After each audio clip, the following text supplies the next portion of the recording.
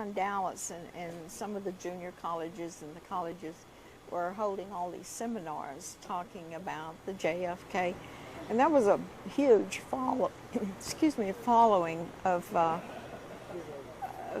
the people that were interested.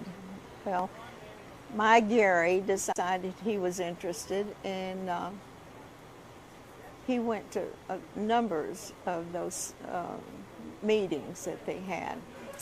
And one of the meetings, he took the camera, and I had this little piece of the window, the wooden piece, it's all blue, and he took this window piece that I had from the 6th floor museum. That's where the piece came from.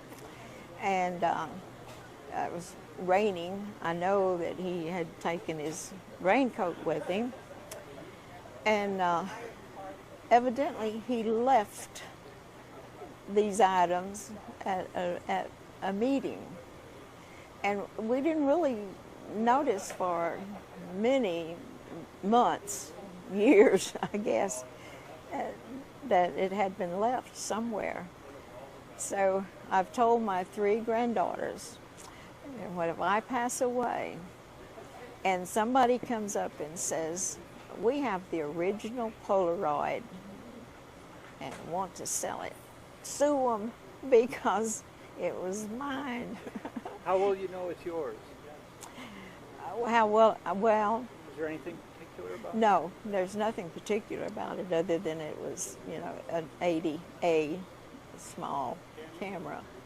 But if they come up and say it is the original and they want to sell it for whatever, it is not theirs to sell. So